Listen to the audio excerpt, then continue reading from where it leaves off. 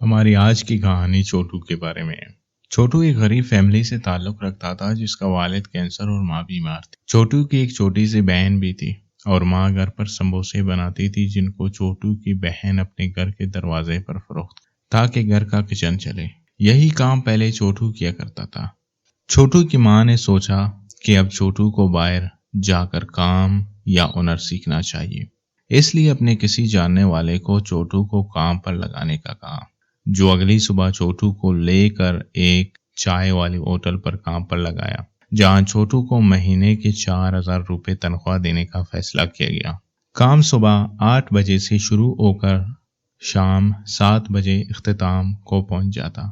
چھوٹو محنت سے کام کرنے لگا اور پورا دن محنت کرتا اور رات کو اپنے گھر جاتا، جس سے اس کی ماں بھی خوش رہتی کہ بیٹا کام کرنے لگا ہے اور بڑی محنت سے اپنا کام سر انجام دے رہا ہے۔ خیر وقت گزرتا گیا، چھوٹو کام کرتا رہا۔ مہینہ پورا ہوا، چھوٹو کو تنخواہ مل گئی۔ چھوٹو خوشی خوشی گھر گیا۔ یہ پہلی بار تھی جب گھر میں بریانی بنی، سب نے مل کر خوب پیٹ بھر کر کھایا۔ بہرحال چھوٹو کام سے بہت مخلص تھا اور کام پر جاتا رہا۔ ایک دن دکان پر قہر جیسے آ گرا۔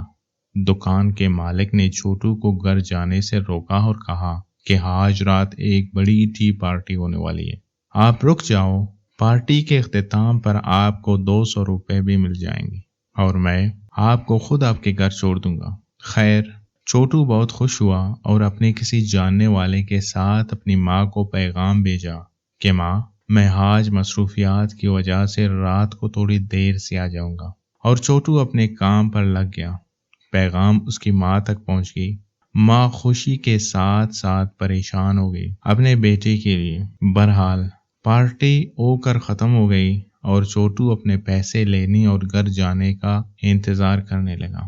ہوٹل مالک کام کرتا رہا یہاں تک کہ علاقے کے لوگ اپنے گھروں کو چلے گئے، سوائے ہوٹل کے ہر جانب تاریخی طاری ہو گئی۔ تب چھوٹو نے اپنے ہوٹل مالک سے گھر جانے کا اصرار کیا تو ہوٹل مالک نے کہا کہ تھوڑا انتظار کرو، گھر جائیں گے۔ اسی اثنا میں چند ڈکیت ہوٹل میں داخل ہوئے۔ چونکہ ہوٹل خالی تھا اور چھوٹو اپنے مالک کے ساتھ اکیلا تھا، ڈکیتوں نے مالک پر بندوق تانی اور اس سے پیسے نکالنے کو کہا۔ ہوٹل مالک نے منع کیا اور مذمت پر اتر آیا۔ ڈکیتوں نے اسے مارنا شروع کر دیا اور چھوٹو بھی اپنے مالک کو بچانے کے لیے لپک پڑا۔ تب ایک ڈکیت نے فائرنگ شروع کر دی۔ فائرنگ چلتے ہی چھوٹو اور اس کے مالک شدید زخمی ہو گئے۔ آس پاس کے لوگ جمع ہوئے اور جلدی سے چھوٹو اور ہوٹل مالک کو اسپتال پہنچایا۔ ہوٹل مالک راستے میں ہی دم توڑ گیا تھا۔ چھوٹو شدید زخمی تھا۔ یہ بات چھوٹو کی ماں تک پہنچی تو ننگے پاؤں اسپتال پہنچی، جہاں چھوٹو لہو لعان بستر پر پڑا ہوا تھا، اور ڈاکٹر نے اس کی ماں کی طرف مایوسی سے دیکھا اور اس سے مخاطب ہو کر کہا، سوری ماں، ہم آپ کے بچے کو نہ بچا پائے۔ اس کی ماں پر قیامت آ گری۔ وہ ایسے چیخی کہ سننے والوں کا کلیجہ پھٹ جائے، اپنے بیٹے سے لپٹ کر ایسی روئی کہ دل پھٹ جائے۔ اس طرح ماں اپنی بدقسمتی کے اوراق میں ایک اور غمگین سبق جوڑ گیا۔ پہلے جینے کی کرن اور امید زندہ تھی، وہ بھی دفن سی ہو گئی۔